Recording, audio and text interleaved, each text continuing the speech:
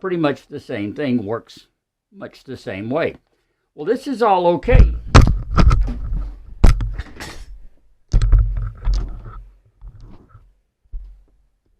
Really?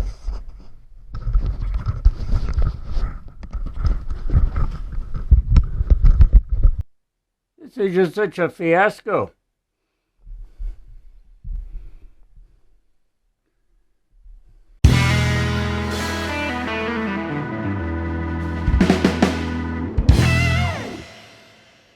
Okay, Nomies, it is a cold and rainy day. So we're going to try to do a little work indoor here and see if we can't do something about the glove box latch on the Chevy Equinox. You may remember from our introductory video that the latch was in pretty bad shape. I've actually got the latch, what's left of it, removed from the glove box now. It's pretty well nothing but the bowl part. I also had the glove box already out of the Equinox. I was actually taking it out, just kind of checking it over, and realized I knew how to take it out, and I didn't have a camera on me, and without even thinking, I went ahead and took the thing out. But when the time comes to put it back in, I'll show you how it goes. Point is, we've got the glove box out. The door is not attached to it anymore. There are, I think, 2, 4, 6, 8, 9, no less than 9 screws, and I mean pretty hefty little screws here, 9 of these suckers, holding the door onto the glove box. It's probably the best made part of the entire car. You could have a nuclear explosion. The car could be totally eradicated. I bet you the glove box would still be in one piece. Anyway, enough about that. Here's the glove box. And like I said, I took the screws out so we can take the back, the box itself, off and set it to one side. And this shows you the problem. This is where the little part sits, and half of it is just literally gone. It's completely broken, so it's just not there anymore. But a quick search on eBay, and I found exactly what I need, and then some. This is nice, because here is the entire latch assembly. In fact, I actually have the entire assembly in here, the latch itself and everything. But I don't really need this because the latch is still on the door and it still works just fine. All that little assembly does is push slightly on this, and that releases the lock and lets the latch go. It's very simple, very kind of like a hood latch is on a car. Pretty much the same thing, works much the same way. So all I really need to do is put this part in, and from what I can tell, it is not going to be a complicated procedure at all. There are a couple of screws that go in it, but mostly it's this slide piece that locks it in place. And of course, it sits right here. It just pops through from the front side. This is going to slide. Let's see if I can get this out of the way here. It's going to slide right in here.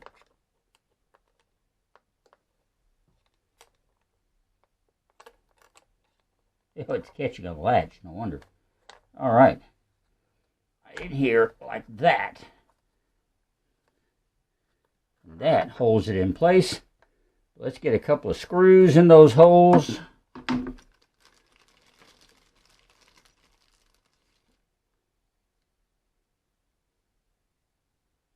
Assume these are the right ones.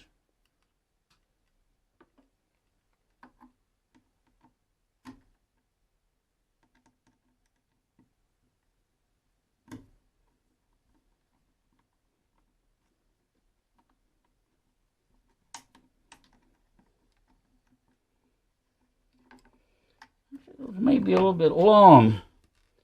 Let's see what else is in here. Anything smaller?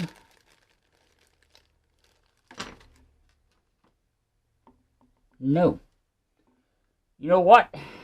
There may not be screws for that. I'll bet you those are just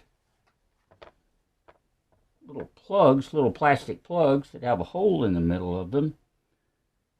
And that just fits over and holds it in place because it's firmly there.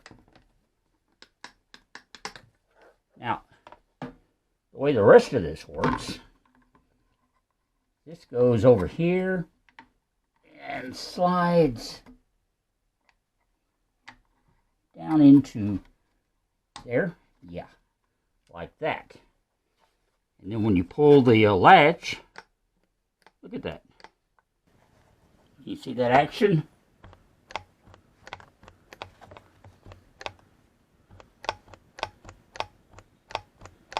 How about that? Genius, huh? And look, it looks good as new. So that was a real tough repair. I wish all of Pearl's restoration projects were this difficult. That'd be nice. Okay, I'm going to leave that latch in. What remains is to put the front back on it. Or actually put the back on the front. I guess it depends on your perspective, you know. This nice little, this is a little magnetic screw tray that Ree gave me. I have two of them and a little magnetic probe. And I do appreciate them because they are coming in so handy working on Pearl. There's my screwdriver. And as I said, we have nine screws to reinstall here because we certainly don't want the door falling off of the glove box at an inopportune time. That could just ruin your entire day, couldn't it?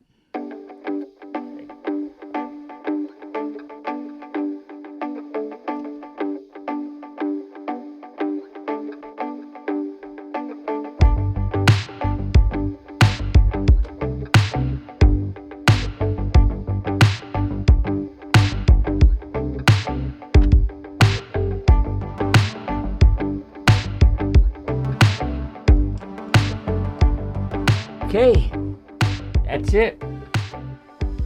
All 9 screws are in. The latch is in. The glove box door, well, the glove box itself, which is attached to it, is repaired. Now, I'm not quite ready to put it back in Pearl just yet. You may remember one of the other problems I mentioned was that I have a malfunctioning vent flap that controls the cold and hot airflow. It's stuck on cold. I can't get hot air to flow through the system. So right now on these cold mornings, I don't have a defroster to get the clear up my windshield. That's a bit irritating and a bit of a problem. So I want to look at that. And it is located way back deep underneath the dashboard, back on the heater housing where the heater core and the AC condenser coils are. And it's basically kind of right beside and way back behind where this sits in the dash. So I'm going to leave this out so that we can get to that and maybe effect some kind of repair on that flap so that I'll have some control over hot air or cold air. That would be really, really nice. So anyway, this is kind of the first repair on the Equinox that we've documented here on the MT and Me. But trust me, there will be more.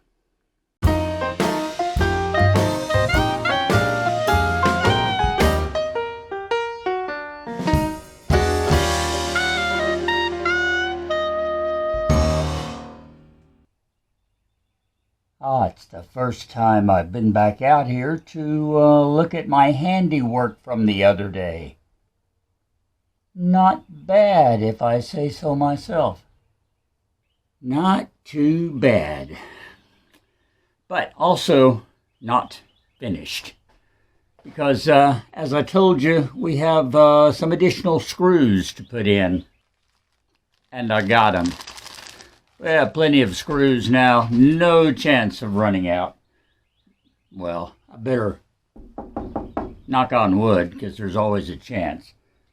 But I think I've got plenty of screws to finish up this job. And I do want to put in a few more points of support on both our single piece here and on our much longer double piece, which is, of course, where we had the actual break. Right through here. But it's now supported end to end. Now I want to get at least one more screw on the bottom and then one or two into the sides on that. And get a couple in the middle of this one.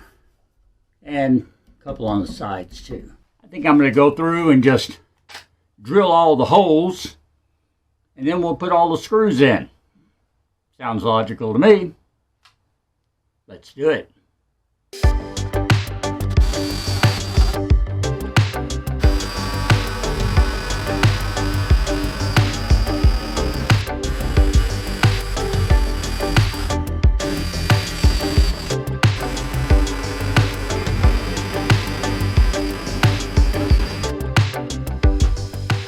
All right, that's got the holes.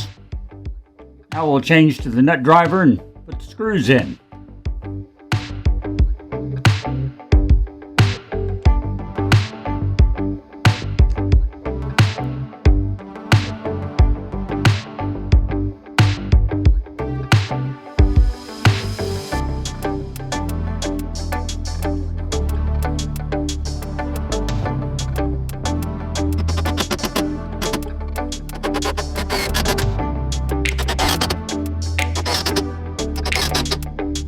All right, our long piece looks nice and secure.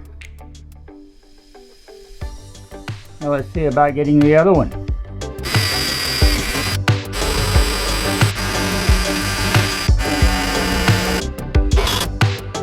Okay, I don't think either one of our braces is going anywhere.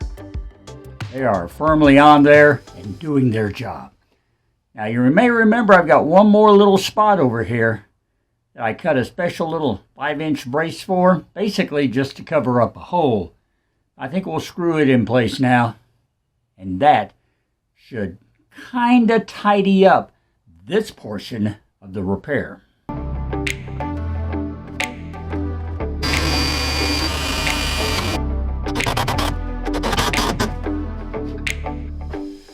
Okay.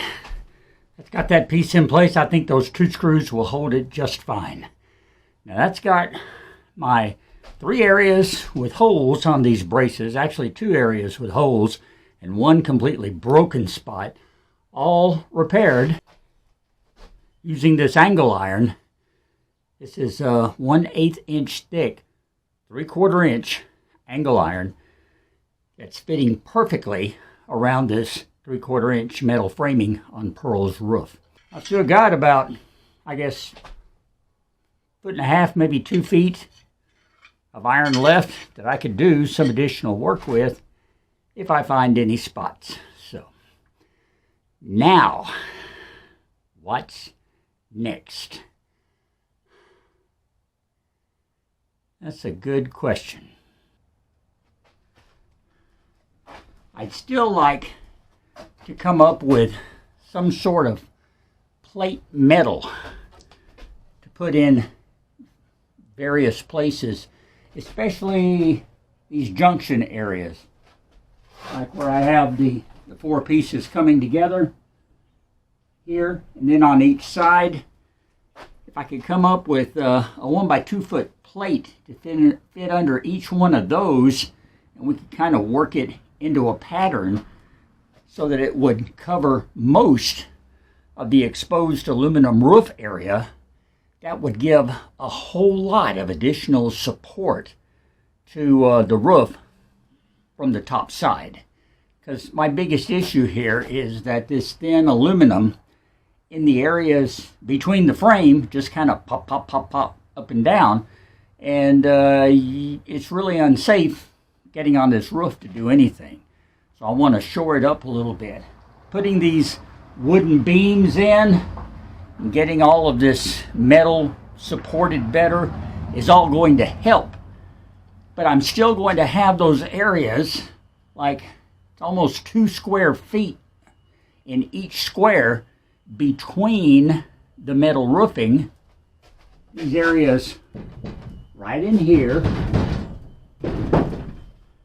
and they're still going to do that unless I get some additional firm support under them. So I'm going to spend some time looking to see what I can find, and it doesn't really have to be 1/8 inch. It could be like 1/16 inch if I can find metal that thin. Doesn't need to be much thinner than that because it needs to be firm and not bend. Otherwise, I'm not going to accomplish anything. And then the next question is, if I do find it, can I afford it? Because it's going to take quite a bit of it. So, lots of ifs there.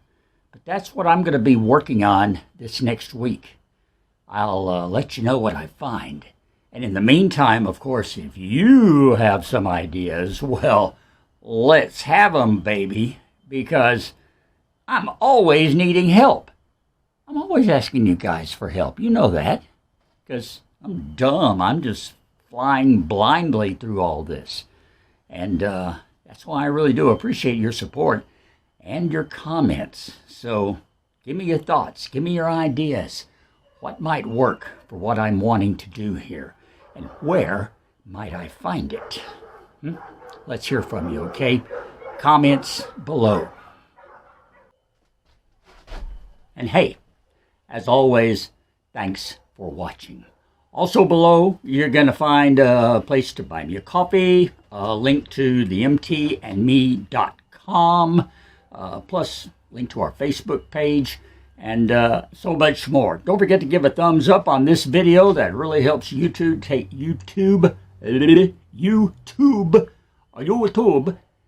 notice and spread the word. Put my video out there to more people, which I like. And the main thing is, be sure to tune in again next week, every week, Sunday mornings, and watch us here on the MT and Me.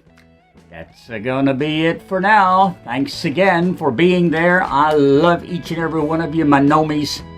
You're great. I'm Russ. We will, of course, talk later.